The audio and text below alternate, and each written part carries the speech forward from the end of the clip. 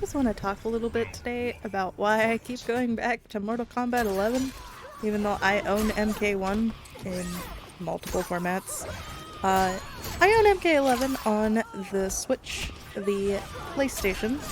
I also have the PS5 upgrade that was offered free by NetherRealm. I have it on PC.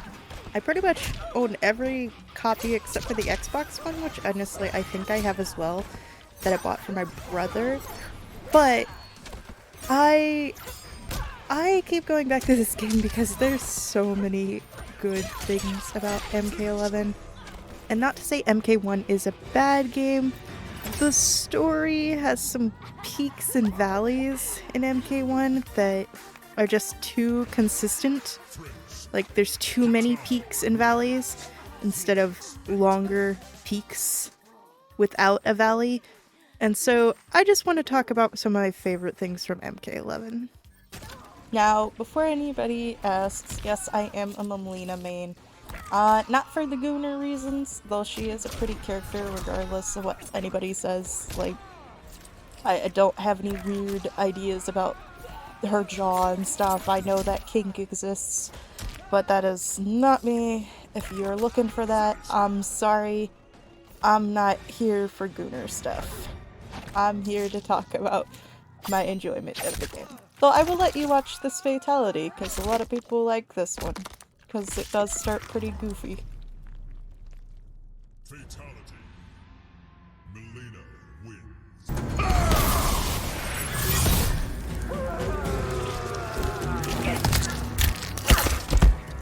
Kronika rejects your demand. To help her, I need an army of clones. One of you is enough, Melina. Now I know a lot of you are gonna say, wait, why are we counting the story as a good part of MK11? A lot of people really hated it. Honestly, I also hated Kronika. But I've gone back and played the game over and over again and played through the story multiple times, to the point that although I hate a lot of the parts of the story, I'm very happy with the things they did with, say, Baraka, and how they treated Tarkatans like actual people in this story for once. Now, they did kind of reverse that in MK1, but that's neither here nor there if you're taking it at face value of what it is in this story. It's fine. Sorry, you hear my cat. It's fine. It works really well. I also think Katana's design in this game is by far was her best up until this point. I do like her MK1 design too, but I still have a bit of a bias towards this design, not just because of the fact that it's more customizable, which we'll get into in a bit, but also just because I feel like it fits more of what Edenia is supposed to be. As far as, like, it's always been an Asian-leaning design, and the fact that they're actually showing it in this game makes me really happy. Be grateful you still breathe. I also really liked the Coliseum scene where Katana becomes Khan. I love the Shao Kahn Kotal Khan fight. I was really hoping when I was playing this originally that Kotal was going to win, but I should have known better. We did get the amazing Sonic XD, Sonic Hot XD meme of KK in a wheelchair out of this, so at least we got something positive out of him being paralyzed that makes people laugh and stuff. But it was kind of unfortunate that he was only Kotal for a game and a half before they, or he was only Khan, he's always Kotal, but he was only Khan for a game and a half before they just completely, it seemed, we're going to go back to the status quo of Shao Kahn, which, I'm sorry. Yeah, Shao Kahn's a good villain, but I'm so tired of Shao Kahn. He's very boring. He is a one-note character. He has no 3D depth to him or anything. He's literally just evil for the sake of being evil. And it gets really, really boring after 30-some years. I'm intrigued to see it in the new movie, Mortal Kombat 2, but I'm scared I'm just going to be bored of him. I also really love the Fire Thunder God Liu Kang thing. He looks really cool. This outfit is epic. I think it's one of the best looks he's ever had in the games, honestly. I really also liked Cetrion. I could care less about Shinnok. I've never liked Shinnok as a character. I'm sorry to all the Shinnok fans. But I thought having, you know, a goddess of virtue, especially like fighting her own mother, would have been an interesting storyline. Instead, they kind of just made her a pawn, which was unfortunate. But I still enjoyed having her in the game. She was still an intriguing character, much despite what some people may think. They're like, oh, why is there a goddess of virtue? I don't want a goody two-shoes in my game. But the fact that she is, you know, conflicted, it makes for a really good storyline. I still think Kronika's really fucking annoying. But the whole thing with her and Liu Kang was really interesting, and I wish we got more of Cetrion in the story instead of her just being a slave.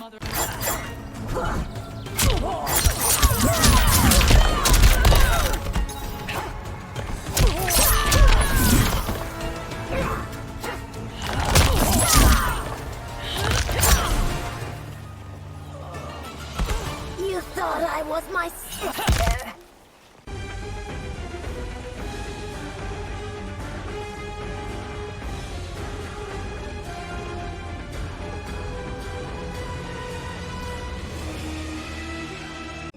Yeah, photo mode's on here. Back when I first started Twitch streaming several years ago, and YouTube streaming, instead of just streaming on Omelette Arcade, which was a South Korean streaming service that competed with Twitch for a little while, I used the photo mode to make my starting soon screens and stuff. And it was really cool because back then I only played Mortal Kombat, really. I played some RPGs, but it was mostly Mortal Kombat. And so it was a really good option for creating backgrounds. I mean, I still have wallpapers and stuff I've used this for. As a matter of fact, the thumbnails for this video, which I have multiple because I'm doing that stupid thing YouTube keeps pushing where you have 3 different titles and 3 different thumbnails and you do polls by having people see, like, basically you see who clicks on which one the most, basically. And I am using this for that, actually, because the camera controls and everything, especially for being on a controller, is so insane, and the details on the fabrics are just mind-blowing. It's kind of crazy. They have a version of this in MK1, but it's not near as detailed, and you can't zoom in as much, and you can't adjust as many things. There's 2 poses, which is nice, because MK11 didn't have poses, but you can't zoom or adjust the camera as much, and it's kind of frustrating. I can still get good thumbnails out of the MK1 thing, but it takes so much longer, and you're kind of stuck with the same options and angles because you don't have as many options to move things around.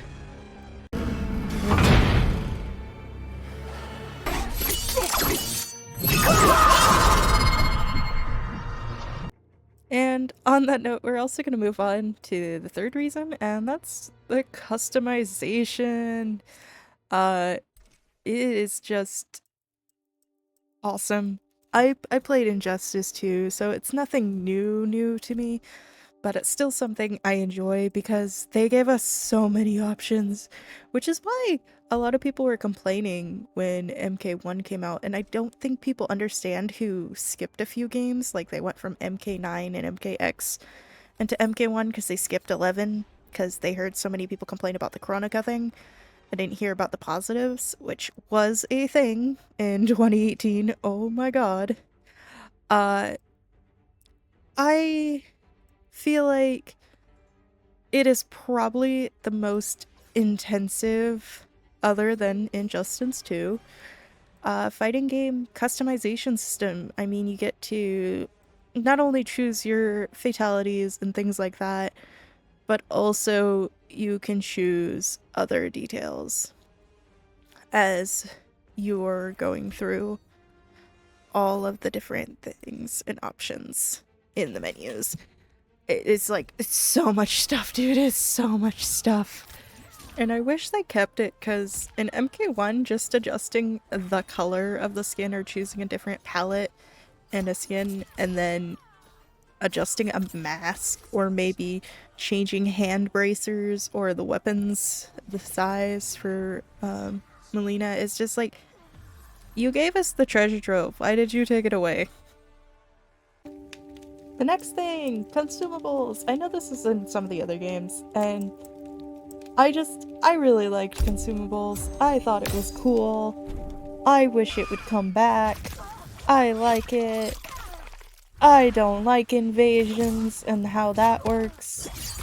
I just don't. I like my consumables. Give them back. And last but not least, the online community was just better. Not to be a dick here, but like, I know lag switching started being a thing around 2019, 2020, and it has become more and more prevalent, especially in online tournaments, which is why I think they probably stopped partnering with the Electronic Sports League, the ESL, for tournaments every Tuesday. Now they just have those every 4 hours you get a tournament on PlayStation Plus where you get a icon that's ugly as fuck. For Mortal Kombat 1, it's just literally a character in front of the Mortal Kombat 1 logo and barely any party participates. Versus MKX and MK11, we had actual like proper tournaments and stuff for money and for like prizes like shirts and shit, and now it's just ugh. And I'm aware we have things like fucking, what's his name? Who's the dude who doesn't give a shit about his daughter and said it like on some stream or something while playing this game? Fuck, dude. Hold on, Google. Low tier god, that guy who's been banned from this in Tekken several times, and then they just make a new PlayStation account and buy the game again, which I don't quite understand. And then they come back and they make everybody miserable because they're constantly crashing out in lobbies and they always have their mic on. They can't crash out in silence and mind their own fucking business and leave people in peace just to play their game. Like, I don't care if you want to mic and do comms. Like, I play Overwatch and Marvel Rivals, okay? I don't care. But, like, the fact that you have to feel it necessary to make someone else's day miserable by getting on mic because you're having a bad day, the fact that that's become such a prevalent thing in online gaming is just so crazy. The fact that people can't maintain their cool for like 2 seconds and just be like, oh, okay, I'm losing, it's okay. There's more important things in life. I'm having a bad day. That's fine. Instead, they have to take it out on the entire world is bonkers, and it's gotten so bad in the MK community, especially with Mortal Kombat 1 accumulating a large casual audience of people, because League of Legends had a mass exodus of people because of the controversy around prices of skins. I don't hate casuals, by the way. I'm technically probably a casual, even though I've played in tournaments and stuff. But the fact that they've made it so toxic to play online and so miserable, it makes me miss Mortal Kombat 11 a lot. I mean, the MK Online community for Mortal Kombat 11 is still around, and it's still less toxic than MK1 is right now, but some of it is seeping over, especially with all the bundles for MK1 with MK11, so I don't know, man. I don't know what I was trying to say here. Online MK has become extremely toxic is my point. Tekken 2. Friends, Melina wins. My friend Targo made the joke the other day that I play a lot of toxic games, or games with toxic communities, and then I'm still pretty chill. And I think that's what kind of triggered this part of the video. I'm sorry for the ramble. I remember a time when the fighting game community was the fighting game community, and I've been a part of it for a very long time, and I just miss kind of the unity and the kindness that the fighting game community had for so many years. And the fact that it's now even like games like MK11, which is a little older. It's not super old in my opinion, but like some people think it's ancient, being 7 years old. But the fact that we now have toxicity trickling into games that are not toxic fan bases for the most part. It's really draining because a lot of the places that used to be like a place of serenity after you're done playing Overwatch or Marvel Rivals or any like team game, which I do love those team games, I really do, but they do have a lot of oof, which is something to discuss another time. It's just sad to see. It's just sad to see. I apologize for going on a ramble while talking about this game that I still really enjoy and play a lot. My last reason was going to be the crypt, but I forgot to capture footage of the crypt, so we're just gonna acknowledge that the crypt was the last reason here. Yeah, I still really enjoy MK11. If you're looking for something that has more gameplay options than MK1, which by the way, I do have 1,000 hours in MK1 before anybody says I'm just shitting on Mortal Kombat 1. I know there are people who will do that. I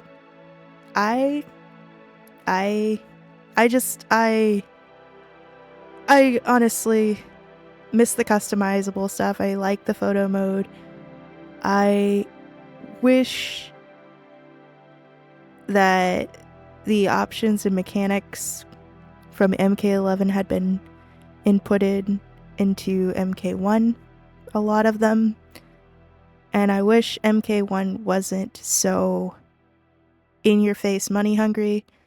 I wish MK1 actually listened to their fans as far as nobody likes invasions. A lot of us just do Towers of Time for the seasonal coins. We don't even touch invasions because it's so draining and it's more grindy in a way that's like an uncomfortable grindiness that no one wants to play it.